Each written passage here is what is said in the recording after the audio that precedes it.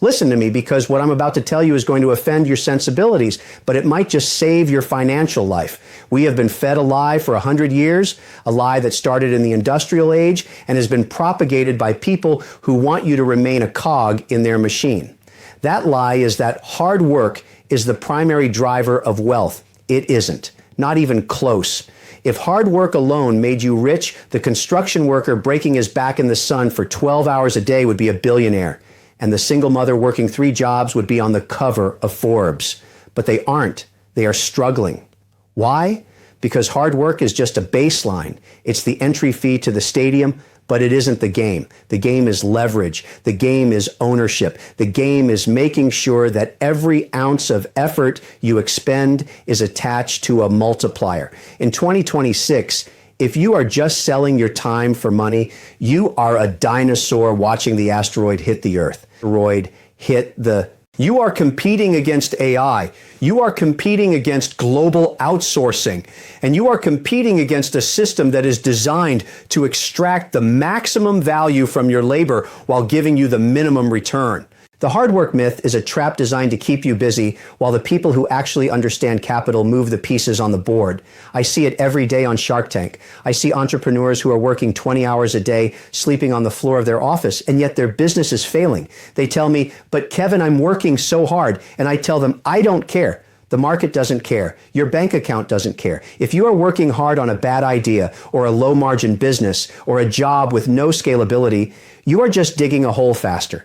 You need to stop being emotional about your effort. Effort is irrelevant if it doesn't lead to a result. You have to pivot from being a worker to being a multiplier.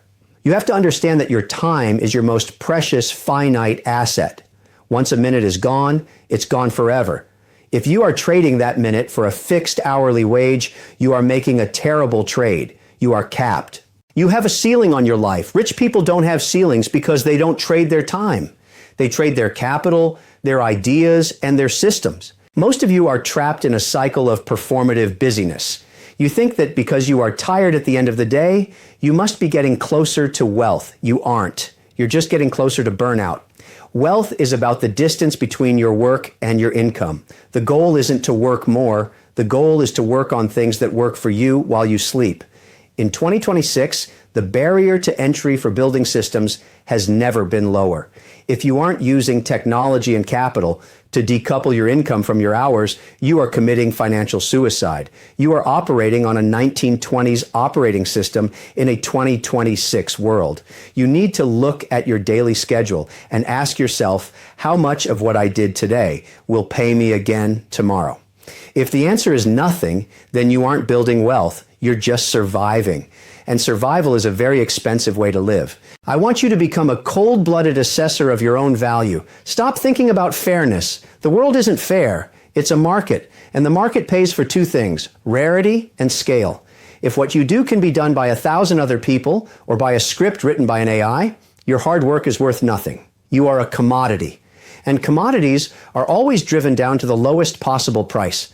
To get rich, you have to move away from the commodity of labor and toward the scarcity of ownership. You have to own the soldiers I always talk about, the dollars that go out and fight for you. If you are the only soldier in your army, you're going to get overwhelmed.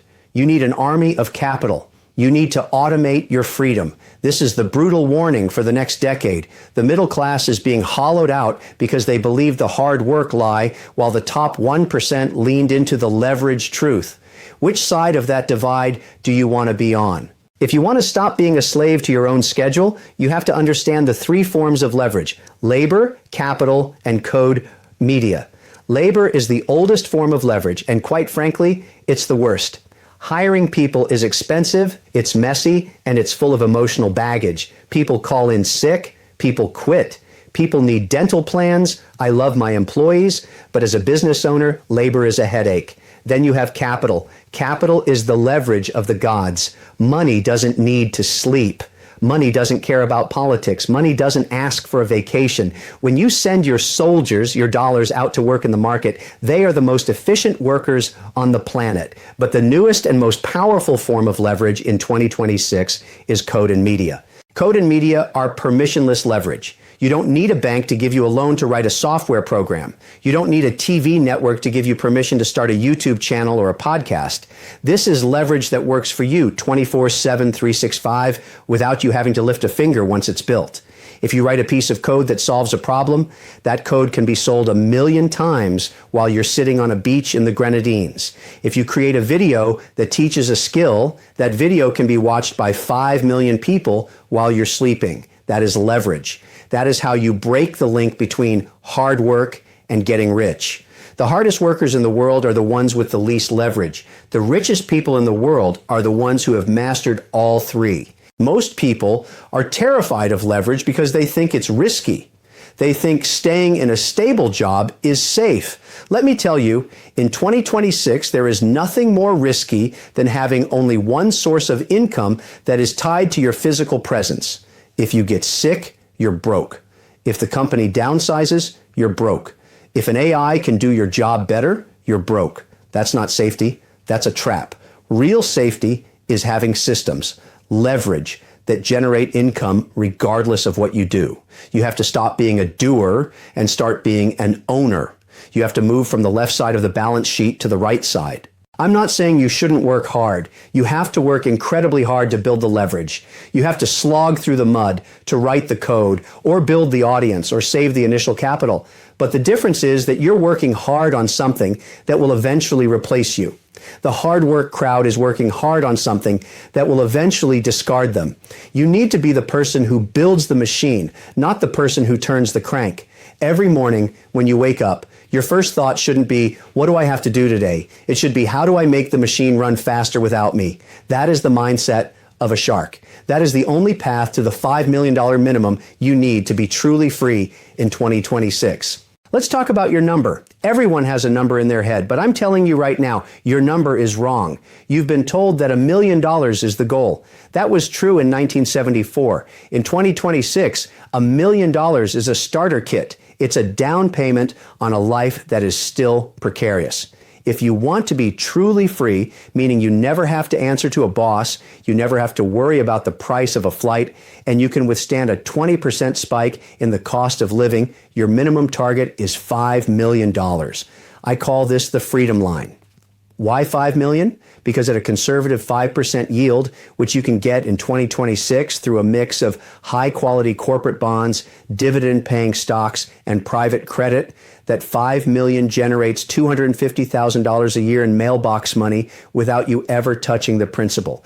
That is the goal, to live off the interest of your interest. If you are working hard, but you aren't on a trajectory to hit that 5 million, you're just spinning your wheels in the sand. Most people think they can get there by saving $200 a month from their salary. Do the math. It doesn't work. Inflation in 2026 is a silent predator. It's eating the purchasing power of your hard-earned savings while you sleep. To hit the freedom line, you cannot rely on a linear path. You need an exponential path. Linear paths are for employees. Exponential paths are for owners. This is why hard work alone is a scam. It is a linear input. You work 1 hour, you get 1 unit of pay. To get to 5 million, you need a system where 1 unit of work results in 10, 20, or 100 units of pay over time. You have to understand the wealth gap of 2026. It isn't just between the rich and the poor, it's between the liquid and the illiquid. Many of you think you're rich because your house went up in value. That's fake wealth. You can't eat your kitchen cabinets. You can't pay for a medical emergency with your backyard. Real wealth is cash flow. If your hard work isn't being converted into liquid assets that pay you a yield, you are building a house of cards. I see people all the time who look rich. They drive the car, they wear the watch, they live in the zip code, but they are one missed paycheck away from a total collapse. They are high-income poor. They work 80 hours a week to maintain a lifestyle that owns them. That's not freedom. That's a high-end prison. The cost of freedom has gone up because the world has become more volatile. In 2026, you need a war chest. You need enough capital to pivot when a sector dies. Look at what's happening with AI in the service industry. Entire job categories are vanishing overnight. If your only asset is your hard work in a declining sector, your value is trending towards zero. But if you have capital, if you have that 5 million, you are the one buying the AI companies. You are the one providing the liquidity to the market. You are the shark, not the bait. Stop being emotional about your career path and start being logical about your capital path. Your career is a vehicle. If it's not taking you to the freedom line, get out and find a new car. If I walk into an office and I see everyone looking busy, I see a company that is dying. In 2026, busyness is not a badge of honor. It is a sign of a mental illness called inefficiency. Most of you use busyness as a shield to avoid the scary, high-leverage work that actually moves the needle. It is emotionally easy to clear out your inbox. It is emotionally easy to sit in a 3-hour meeting and nod your head. It is incredibly hard to sit in a room alone and figure out how to automate your entire department so that you are no longer necessary. The hard work crowd loves to brag about how little sleep they get. I don't care about your sleep schedule. I care about your output per hour. If you can achieve in 2 hours what it takes someone else 40 hours to do because you use better tools and better logic, you are 20 times more valuable than they are. We are living in the age of the individual contributor. One person armed with a suite of AI agents and a clear vision can now outproduce a legacy team of 50 people. This is the ultimate hard work killer. If you are still trying to out-hustle a machine, you are an idiot. You cannot win that fight. The machine doesn't get tired, it doesn't get bored, and it doesn't have an ego. Your job in 2026 is to be the conductor, not the violin player. You need to stop measuring your day by the number of tasks you completed and start measuring it by the amount of future free time you created. If your work today doesn't buy you back time tomorrow, you are just running on a treadmill. You're getting a workout, but you aren't going anywhere. The productivity trap is what keeps the middle class stagnant. They spend their best years climbing the ladder, but they never stop to ask if the ladder is leaning against the right building. They work hard to get a 3% raise while inflation is at 5%. They are literally paying for the privilege of working hard. To be rich, you have to be lazy about the small things so you can be obsessive about the big things. You have to be willing to delegate, delete, and automate. If you are doing a task that someone else can do for $20 an hour, you are effectively valuing your own life at $20 an hour. That is a tragedy. A shark never does $20 an hour work. A shark only does work that has the potential to add zeros to the end of a check. Let's look at the brutal reality of the 2026 labor market. We are seeing a great bifurcation.